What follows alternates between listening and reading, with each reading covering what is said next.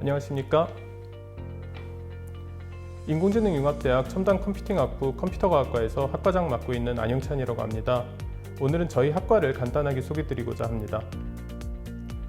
그러려면 우선은 저희 학과가 속해 있는 인공지능융합대학에 대해 간략히 말씀드려야 할 것 같습니다.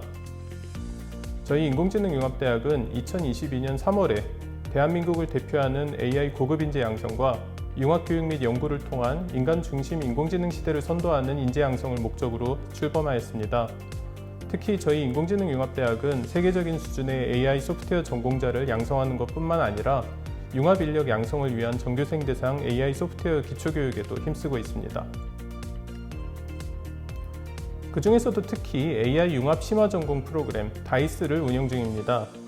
DICE는 수요자 중심으로 전공 필요에 따라 구현한 AI 융합 교육 프로그램으로서 현재 각 학과 및 전공을 대상으로 51개 프로그램을 운영하고 있으며 컴퓨터과학과는 인공지능학과와 함께 본 프로그램 운영의 핵심적인 역할을 담당하고 있습니다. 이어서 저희 학과를 소개해드리도록 하겠습니다.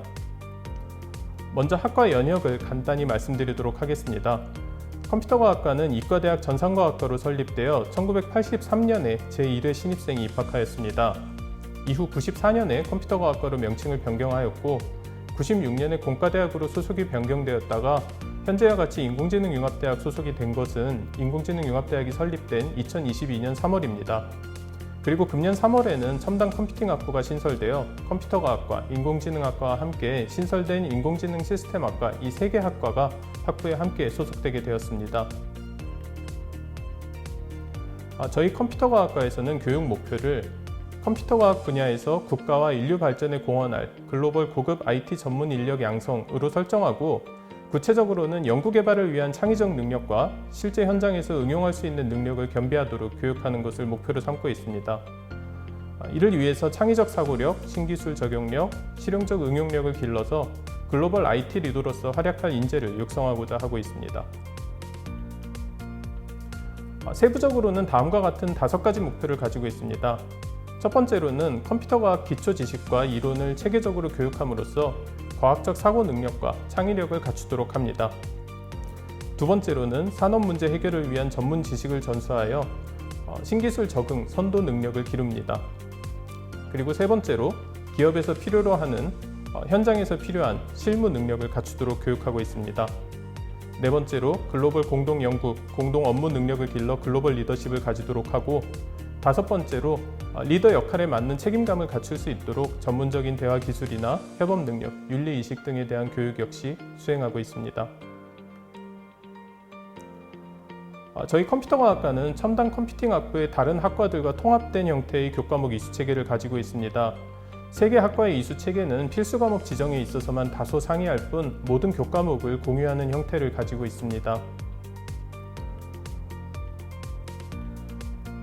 저희 학과 학생들이 자유롭게 만나 토론하고 활동할 수 있게끔 학과에서는 컴퓨팅 라운지, 아띠를 학생들에게 제공하고 있습니다. 2024년에 마련된 아띠는 학생들의 협업과 친교를 위한 공간으로 잘 기능하고 있습니다. 소개를 드릴 때 또 하나 빠질 수 없는 부분이 AI 데이터 센터인데요. 최신 GPU를 포함한 고성능 서버가 갖추어져 있어서 첨단 교육 및 연구 인프라를 제공하고 있으며 현장 수준의 실습 환경이 확보되어 있습니다. 이를 통해 소프트웨어 설계서부터 AI 시스템 개발까지 직접 경험하며 이론을 넘어 실전 감각을 갖춘 AI 컴퓨팅 리더로서의 성장을 지원합니다. 아마도 이 영상을 보고 계신 분들 중에는 전공 선택을 고민하고 계신 고등학생들도 다수 계실 것으로 생각이 됩니다. 그래서 컴퓨터 과학이란 무엇인지에 대해서도 짤막하게나마 소개를 드리고자 합니다. 마찬가지로 컴퓨터 과학이란 무엇인가 라는 질문 역시 컴퓨터 과학을 배우기 시작하면 훨씬 잘 답할 수 있게 되는 질문이긴 하지만 오늘은 다소 추상적으로나마 설명을 해보려고 합니다. 제 나름대로 여기에 답을 할 수도 있겠지만 과거에 훌륭하신 분들이 많은 고민을 한 주제이기 때문에 그분들이 얻은 답을 인용을 해서 답을 드리려고 합니다. 1986년 깁슨 터커의 컴퓨터 과학 커리큘럼에 대한 아티클을 보면 다음과 같은 문구가 있습니다. 컴퓨터 과학은 알고리즘과 자료 구조를 체계적으로 다루는 학문이고 특히 이것들의 엄밀한 성질, 기계적 또는 언어적인 구현, 그리고 그 응용을 다루는 학문이다 라고 되어 있습니다. 이 의미를 조금 더 잘 이해하기 위해서는 지금 이 문구에 들어가 있는 단어들 몇 가지에 대해서 조금 설명을 드릴 필요가 있겠는데요. 그 첫 번째가 바로 이 알고리즘입니다. 저희가 요즘 알고리즘이라고 하면 흔히들 이제 UCC에서 영상을 추천하는 그것을 가리켜서 이제 알고리즘이라고 많이 이야기를 하는데요.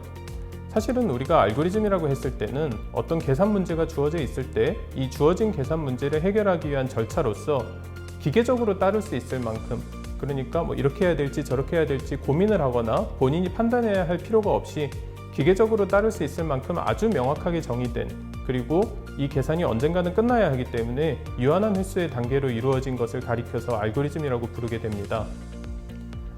사실은 저희가 초등학교에서부터 아주 기초적인 알고리즘들을 이미 접하고 있습니다. 예를 들어서 두 자릿수의 곱셈을 초등학교에서 배우게 되는데요.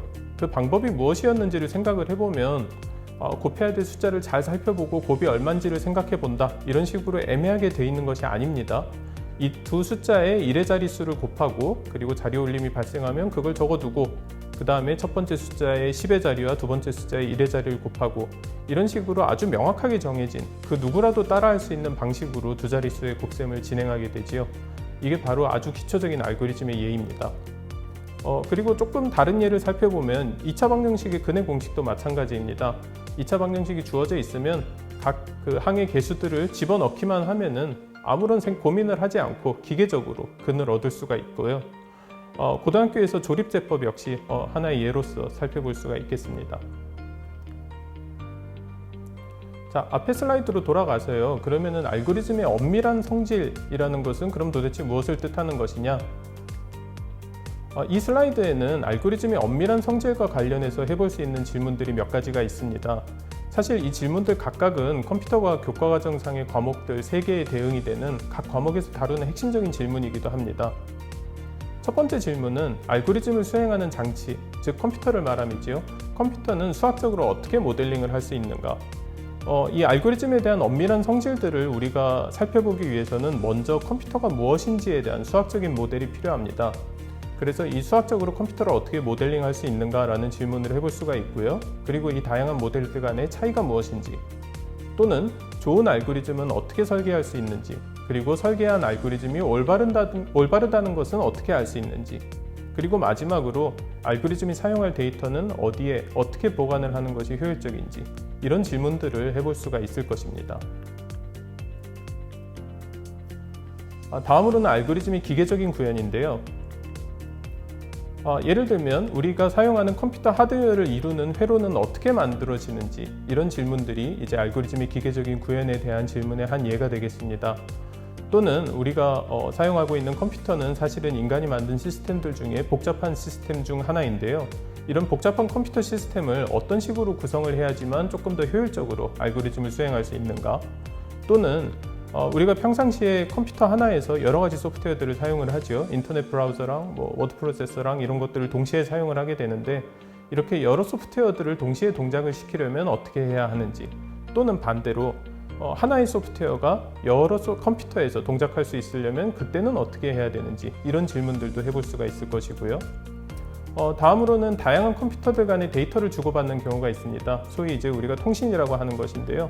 이 통신 기능을 사용한 시스템은 어떻게 구현하는지, 그리고 마지막으로 대량의 데이터에 대해서 동일한 계산을 반복적으로 수행해야만 하는 경우들이 있습니다. 여기에 적합한 하드웨어의 아주 대표적인 예로 GPU가 있는데요. 이런 GPU와 같이 동일한 계산을 반복적으로 수행하기에 적합한 하드웨어들은 어떻게 다루는지, 이런 질문들에 대해서 연구하게 됩니다. 다음으로는 언어적 구현입니다.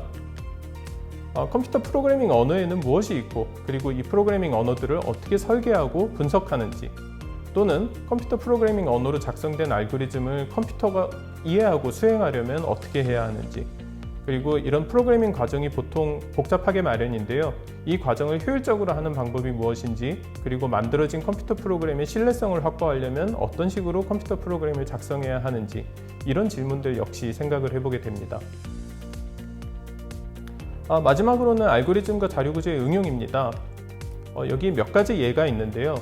일단 첫 번째 예를 살펴보면 다량의 데이터를 관리하고 쉽게 찾아 쓰려면 어떻게 해야 되는지, 또는 시각적인 이미지나 작품을 컴퓨터로 생성하기 위한 방법이 무엇인지, 그리고 이제 컴퓨터 시스템을 허가받지 않고 접근하려고 하는 사람들이 있을 수가 있는데, 이런 경우에 시스템이나 데이터를 지키기 위해서는 어떻게 해야 되는지, 그리고 사람이 컴퓨터를 사용하는 방식을 어떻게 설계해야지만 사람이 쓰기에 편리한 컴퓨터가 될 것인지, 데이터를 전달할 때는 어떻게 해야 되는지, 이런 질문들을 해볼 수가 있을 것입니다. 이 5번째 질문은 사람이 쉽게 해결하는 종류의 문제들을 컴퓨터도 해결할 수 있게 하기 위한 방법이 무엇인지를 묻고 있는데요. 바로 인공지능이 묻고 있는 질문입니다. 이 아래에 있는 3가지 질문도 마찬가지로 인공지능의 세부 분야들이 묻고 있는 질문이지요. 사람의 언어를 컴퓨터가 처리하기 위해서는 어떻게 해야 되는지, 이미지 데이터를 사람과 비슷한 방식으로 처리하려면 어떻게 해야 되는지, 또는 컴퓨터에게 문제를 해결하기 위한 방법을 하나하나 명확하게 정해주지 않고도 알아서 문제를 해결하게 할 수 있는지, 이런 질문들을 알고리즘의 응용으로서 연구하게 됩니다. 다시 한번 요약을 해보자면, 컴퓨터 과학이란 알고리즘과 자료 구조의 엄밀한 성질, 기계적인 구현, 언어적 구현, 그리고 그 응용에 대한 체계적인 연구로 정리할 수 있겠습니다. 그리고 그 각각에 대한 구체적인 질문들을 앞에서 살펴보았고요. 특히 첨단 컴퓨팅학부의 다양한 교과목들이 이 앞에서 살펴본 질문 하나하나들을 다루게 됩니다. 그러면 이상으로 컴퓨터 과학과 소개를 마치도록 하겠습니다. 시청해 주셔서 감사합니다.